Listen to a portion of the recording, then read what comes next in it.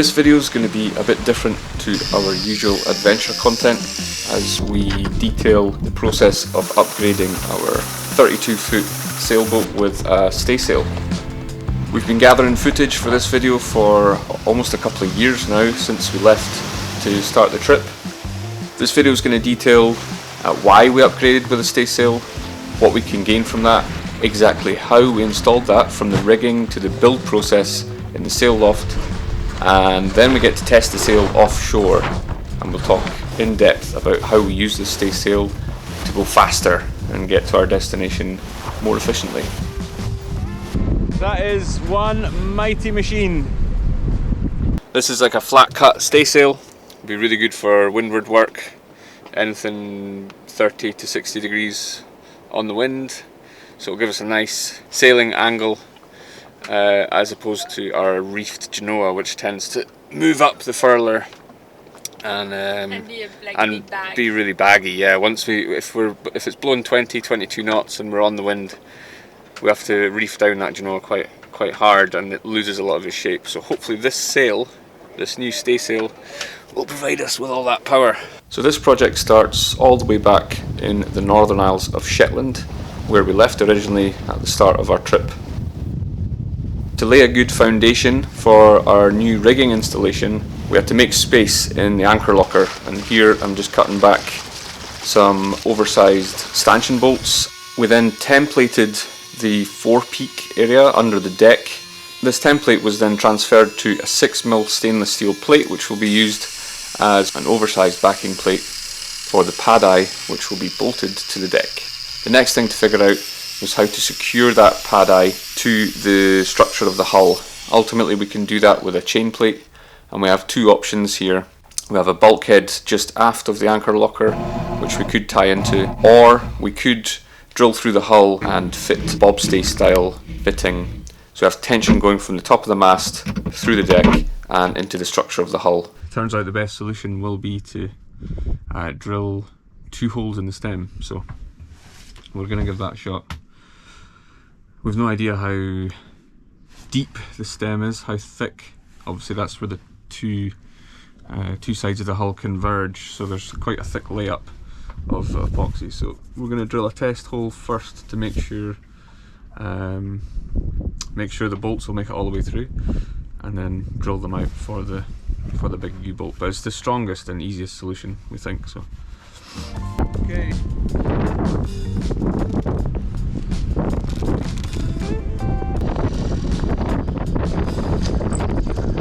Oh, nice.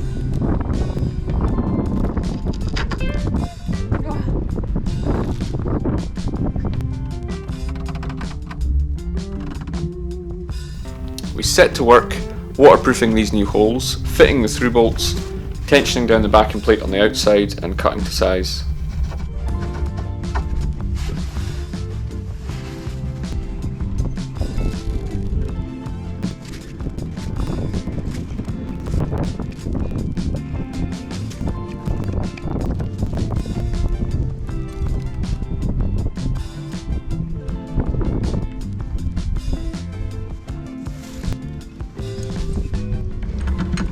So there's the finished product. We've got a U-bolt chain plate style through the stem, which feeds up to a bottle screw here, and that wee spare bit of rigging that we've held onto for a couple of years, which attaches to the bottom of the plate, which is attached to our pad eye here. So plenty strong enough, I think. Should rip the stem off before it comes through the deck anyway. To make this installation as simple as possible, we went for a Solent rig as opposed to a cutter rig. By installing the head of this rigging 300mm from the masthead, that means we can rely on the original backstay as counter support when we're sailing. This keeps the design nice and simple and means we don't need to install any running backstays. We used a 7mm stainless steel stay and attached that to the mast using this Selden fitting. I'll leave a link in the description below. Very simple, very strong, 4 holes, 4 rivets, and it's been very effective so far. Now we take a jump forward in time and we join Mally at anchor off the island of Brownsea in Dorset. Are you ready to go get some measurements for Staysail? For our own made flying forestay? That's pretty cool. Let's go! So we're going to measure our maximum luff for the Staysail.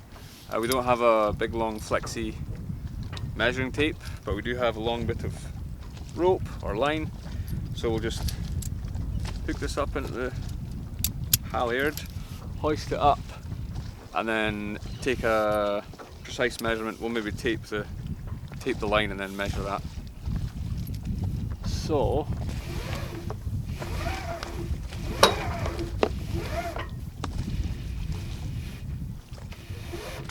beam, okay. So you take this measurement down to the bearing point of wherever your luff attaches to. So for us it's a big chunky soft shackle on another shackle on our removable forestay. So we stretch that line down up to here and make sure that line is straight. It's there. Okay, so what's next? Okay, so from the mast base, so from here to here, J. Yeah, you're gonna need to go and hold it after, but the idea is to measure to here from the pin. It's gonna be roughly 310 meters, but we need to... 310 meters? 310 centimeters. Big boat we have. Yeah. What's this measurement? It's measurement K. So we're doing from the aft end of the track to the water line. So kind of extending the placement so we can have a straight down measurement. Yeah? Very precise.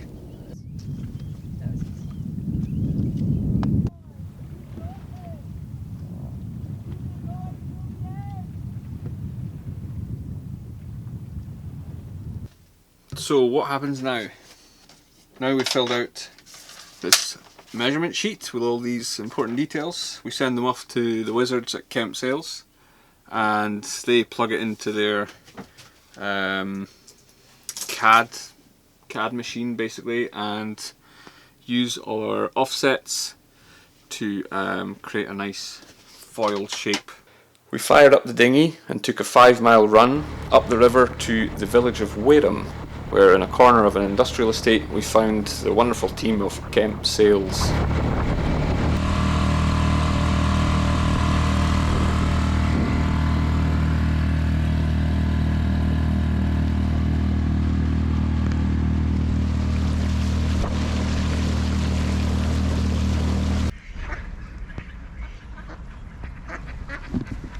Leaving the dinghy in the capable hands of millions of ducks.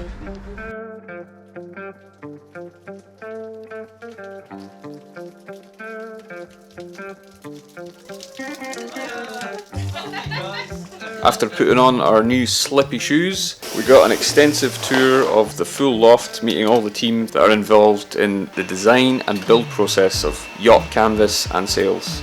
After learning how the measurements we had taken on the boat were going to be transferred into an actual sail, we got a tour of the giant cutting table, which cuts out the individual sail panels to be stitched together into one big foil form.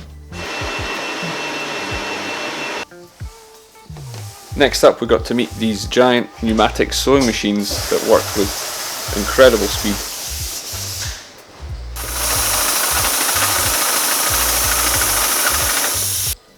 I'm showing a spec sheet, but it's got all the... This is what we follow with measurements and specification for what's going on it.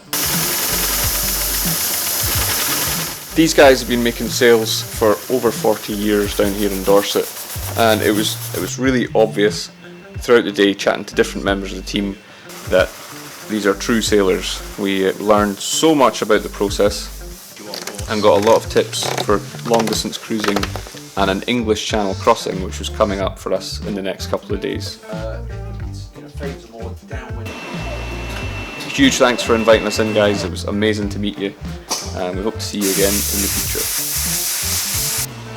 Our island cruising adventure continues, and we head from the island of Brownsea in Dorset down the European coast to Tenerife in the Canary Isles, where we catch up with our brand new Staysail, which has made its way down here just before we head off on a 3,000-mile voyage across the Atlantic Ocean. Got a wee package, just a new bag to store the mainsail. No, I'm kidding.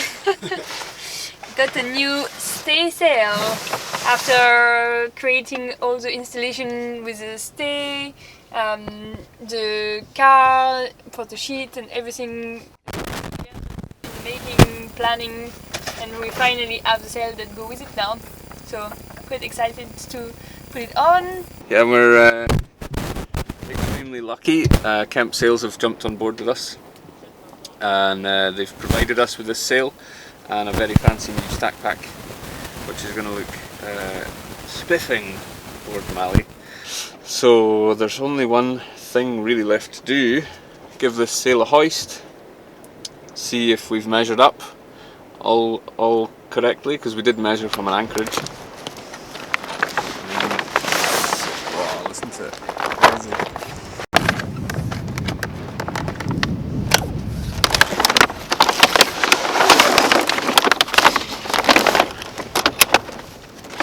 But one last job is to fit our fancy new stack pack sent by Kemp Sails, so gonna get that unpackaged and slot it onto the boom.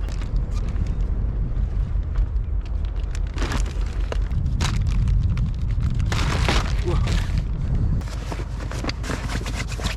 Really nice, hard wearing, sort of muted grey colour. Nice chunky stainless fittings and a PVC inner. Oh, that's cool. So this is one of Kemp Sail's new designs for their packaway system that they've sent us to trial and test out in the Atlantic. So we'll slot it on the boom and get the main stacked up.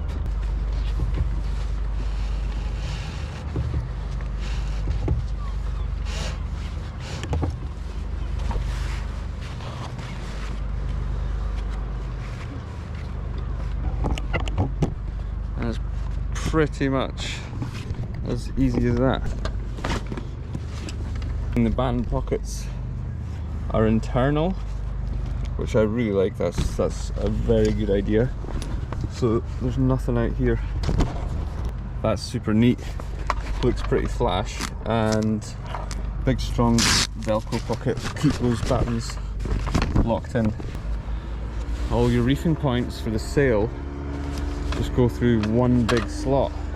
I think it's a great idea as well. It just emits extra wear and tear, and personally on our old design we didn't use those zips at all. We didn't zip them up and down, it was just all wide open. So that makes it really easy to fit, slide on and off. Don't even need to remove the clew of the sail. It's just literally slotted on. So now we'll thread the reefing lines back through the sail, clip the lazy jacks onto the new stack pack, and that's pretty much it. This is a nifty wee trick I learned from Samingo Sailing. He's got a pretty cool YouTube channel. He's done lots of sailing around the north. So this is our first reef here. Comes along the boom, goes up through the reefing point here, and then down the leach of the sail to the end of the boom. And rather than putting it onto a loop,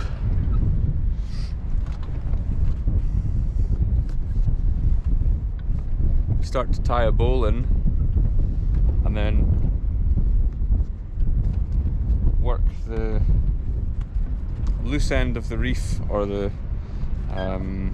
starboard side of the reef in this case, into the bowline like this.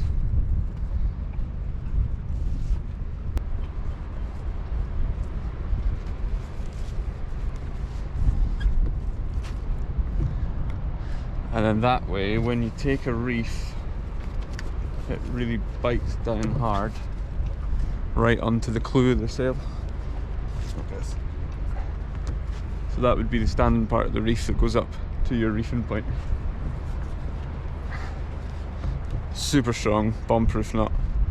Yeah. After loading up on all our fancy new canvas and some supplies, we head offshore on the biggest voyage of our lives. The downwind conditions were perfect to clip on the halyard and try the sail for the first time. And now just chunky, oversized halyard.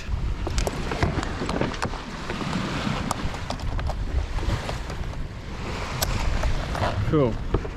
Okay, let it rip.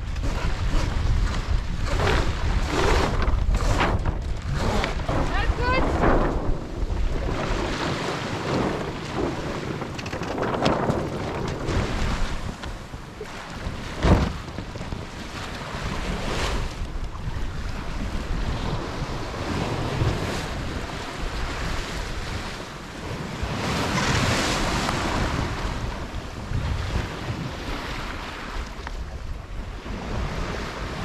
So much sail area. Just in awe of how powerful this setup is. We've increased our sail area probably by about 45%, and the difference is phenomenal. Absolutely phenomenal. We're going so fast in little wind.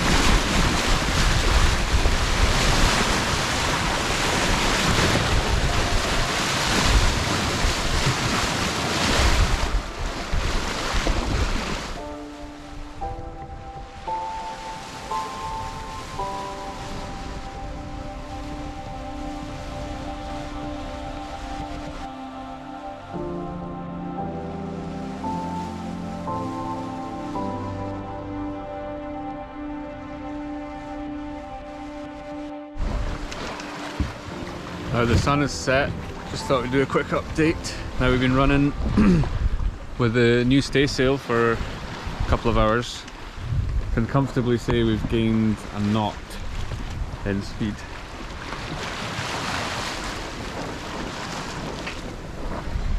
A whole knot, that equates to a lot more distance covered across 24 hours.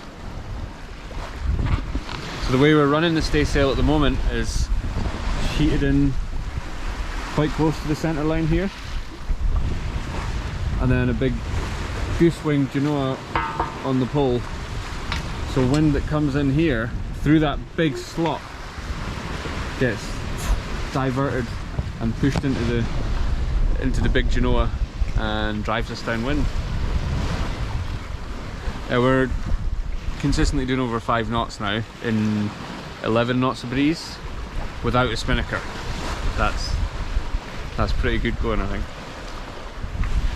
15-metre boat went by earlier on, doing 6 knots to be fair, but using an engine. And we're doing 5 and no engine. So absolutely worth having on board. That's a lot of canvas for our wee boat.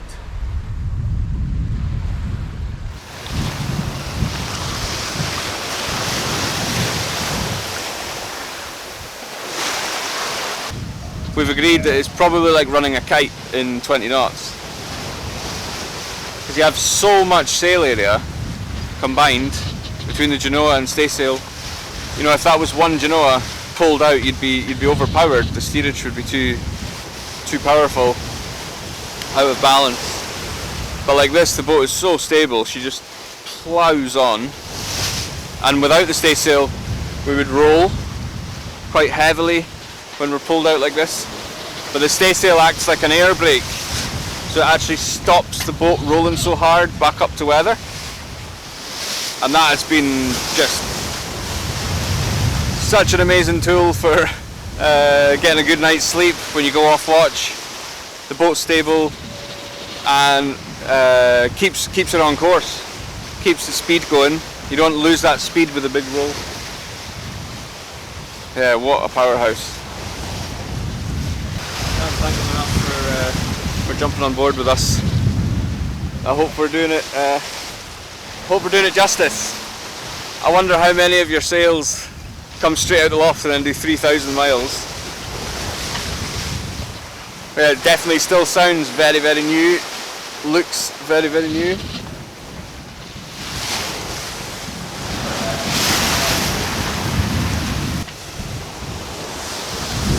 Look at that sunrise. Well, we're offshore today on the final leg of a passage to Bermuda off the eastern coast of America. And it's been pretty much straight downwind trade wind sailing since the Canary Isles. And today is the first proper chance we've had to test the new Kemp Sails Staysail Upwind. So we've got a solid 20 knots sustained, and we're bashing about 60 or 50 degrees apparent into the wind. That's been us for the whole day. It's been a long day. And we've just put the staysail up again for maybe the third time today, and just want to show you the difference. It's crazy. So we've got lots of wind, some decent swell running too. Whoa! There she is.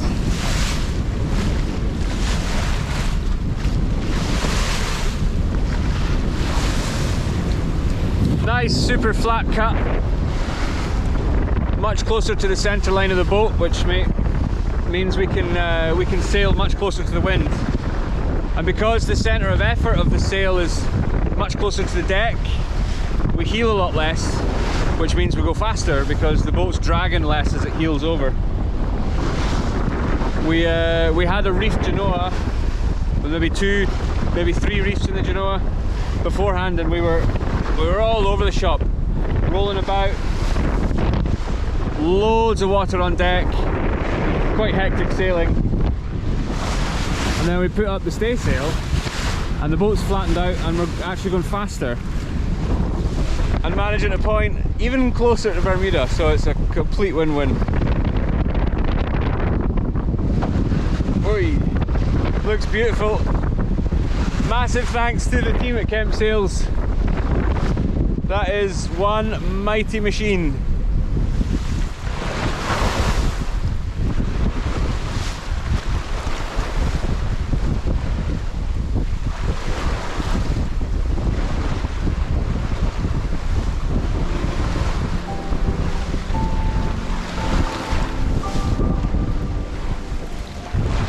Thanks for watching, everyone.